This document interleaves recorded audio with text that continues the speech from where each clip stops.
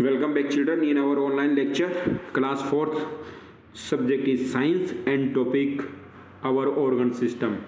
First lesson is our organ system and topic is respiratory system.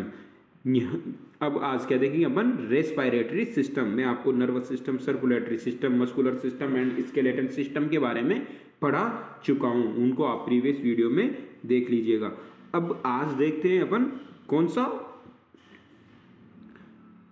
Respiratory system. Respiratory system क्या होता है? Respiratory system जो श्वसन यानी सांस लेने से संबंधित जो सिस्टम होता है ना, जो सिर्फ अपना सांस को कंट्रोल करता है, जो ऑक्सीजन लेते हैं, कार्बन डाइऑक्साइड जो छोड़ते हैं ना, उस वाले सिस्टम से रिलेटेड जो फंक्शनिंग है ना, तो वो वाला जो सिस्टम होता है ना, उसको बोलते हैं रेस्पिरेटरी सिस्टम।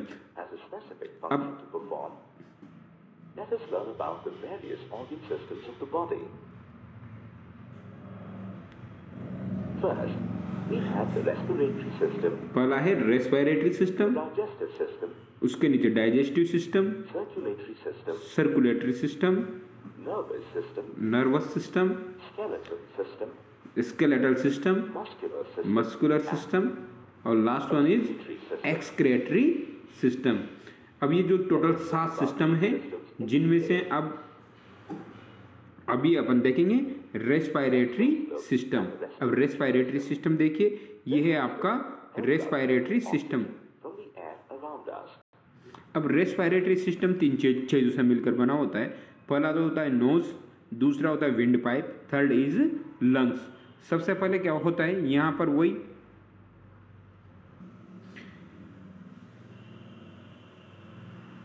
Nose.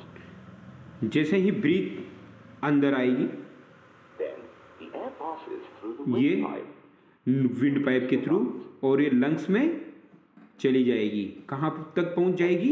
लंग्स में। What happens when you blow into a balloon? It grows big, doesn't it? In the same way, when you breathe in air, the lungs expand or grow big like a balloon because they are filled with air. When you breathe out air, the lungs contract or shrink because the air is pushed out of the lungs. अब बता देंगे इसमें क्या हुआ, ये functioning कि जैसे ही You know that the hair inside your nose makes the air. जब नोज के थ्रू फिर विंड पाइप में होते हुए लंग्स में जब ब्रीथ इन करेंगे, जब सांस लेंगे, जब ऑक्सीजन अंदर जाएगी, तो ये जो होते हैं ना आपके लंग्स, ये एक्सपेंड हो जाते हैं। क्या हो जाते हैं? मतलब बड़े हो जाते हैं, फूल जाते हैं। जैसे अभी अपन ने गुब्बारे में हवा भरेंगे तो गुब्बारा बड़ा हो जाएगा ना, इसी प्रकार से वो एक्सपेंस हो जाएंगे, थोड़ा सा यूं चौड़े हो। Because they are filled with air. Lungs expand when, और जैसे ये वापस ऑक्सीजन बाहर निकलेगी तब ये वापस से सिकुड़ जाएंगे। क्या हो जाएंगे? वे कॉन्ट्रैक्ट हो जाएंगे। लंग्स क्या हो जाएंगे? Contract. The hair inside your nose makes the air clean by preventing dust and germs from entering your body. अब जो इसके अंदर जो हेयर लगे होते हैं वो क्या करते हैं, It's called यहाँ पर ये देखिए, ये यहाँ पर जितनी भी डस्ट होती है ना, तो ये यहाँ पर नोज ट्रिल पर हेयर होते हैं, उनको फिल्टर कर देते हैं, साफ कर देती है हवा को। is called the exhaled air and is rich in carbon dioxide. तो बेटा ये वाला फंक्शनिंग था इसका कि तो इस तरीके से जब ये मान लो हवा के साथ जो डस्ट वगैरह आती है, तो ये कणी भी वगैरह यहाँ पर चली जाती है, तो यहाँ नोज पे क्या होते हैं, हेयर होते हैं, जो इनको क्या कर लेते हैं, यहीं पर ये रोक लेते हैं और एकदम फिल्टर वाली जो ऑक्सीजन होती है वो सांस के थ्रू अंदर चली जाती है, और जब बाहर आती है तब कार्बन डाइऑक्साइड ये नोस्ट्रिल के थ्रू बाहर छोड़ देती है। तो ये होता है आपका respiratory system. The respiratory system consist of the nasal cavity, trachea जिसको विंड पाइप भी बोलते हैं, एंड लंग्स। तो ये किन किन चीज़ों से मिलकर बना होता है? नेजल कैविटी या फिर नोज भी बोलते हैं, ट्रेकिया जिसको विंड पाइप बोलते हैं, एंड लंग्स, तीसरा पार्ट होता है lungs. We breathe in air through our nostril, हम हमारी नाक के थ्रू सांस ब्रीद करते हैं, सांस अंदर लेते हैं, हवा को सांस के थ्रू अंदर लेते हैं।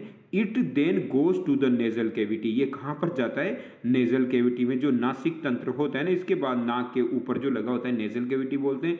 And further moves to the trachea and then enters lungs, और उसके बाद ये कहाँ इंटर कर जाता है, लंग्स में। दिस इज कोल्ड इनहेलेशन, इसको क्या बोलते हैं, इनहेलेशन। क्या बोलते हैं, इनहेलेशन। जब सांस नेजल कैविटी के थ्रू, इट मीन्स ये होगा जब हम सांस अंदर लेते हैं तो उसको इनहेलेशन बोलेंगे, और जब सांस को बाहर छोड़ते हैं यानी ऑक्सीजन तो अंदर लेना इनहेलेशन, कार्बन डाइऑक्साइड को बाहर छोड़ना एक्सहेलेशन बोलते हैं उसको। तो इनहेलेशन क्या हुआ, सांस को अंदर लेना। The lungs diffuse oxygen through the blood stream, और ये लंग्स क्या करता है, जो इस सांस के थ्रू ऑक्सीजन अंदर गई उसको डिफ्यूज कर देता है, उसको किसमें डिफ्यूज कर देता है, ब्लड में, ब्लड स्ट्रीम, जो वहाँ पर जो ब्लड स्ट्रीम होते हैं ना, जो ब्लड बहता रहता है उसमें, into the body and expel carbon dioxide, और किसे निष्कासित करता है, बॉडी के अंदर से एक्सपेल यानी बाहर निकालना, निष्कासित करना कार्बन डाइऑक्साइड को। जो कार्बन डाइऑक्साइड जो गैस होती है ना, इसको बाहर निकालता है। यानी हम जो श्वास अंदर लेते हैं वो तो ऑक्सीजन जाती है उसमें, और जो सांस बाहर छोड़ते हैं तो उसके साथ क्या मिक्स होती है, कार्बन डाइऑक्साइड।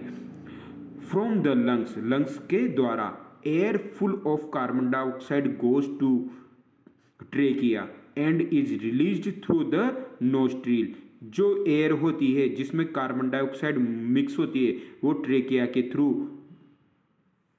और फिर वो कहाँ पर पहुँचती है, नोस्ट्रिल में, और नोस्ट्रिल से बाहर हवा में या बाहर इन्वायरमेंट में रिलीज कर दी जाती है, छोड़ दी जाती है। दिस इज कॉल्ड एक्सहेलेशन, इस प्रोसेस को क्या बोलेंगे, एक्सहेलेशन। यानी इनहेलेशन तो ब्रीद इन, और एक्सहेलेशन मतलब ब्रीद आउट, सांस लेना, एक इनहेलेशन सांस को बाहर छोड़ना, एक्सहेलेशन। इनहेलेशन में ऑक्सीजन अंदर जाती है, एक्सहेलेशन में कार्बन डाइऑक्साइड बाहर छोड़ते हैं। जो ऑक्सीजन अंदर जाएगी वो लंग्स में जाएगी, उसके बाद वो ब्लड में उसको डिफ्यूज कर देगा उस ऑक्सीजन को, और वो जो ब्लड में जो कार्बन डाइऑक्साइड होती है उसको लेकर वापस वो नोस्ट्रिल के थ्रू बाहर छोड़ देगा। This entire process of inhalation and exhalation is known as respiration, और इस पूरे प्रोसेस को क्या बोलते हैं, रेस्पायरेटरी सिस्टम, यानी सांस लेना, सांस छोड़ना, सांस लेना, सांस छोड़ना, inhalation exhalation, inhalation exhalation is called respiratory system. Okay children.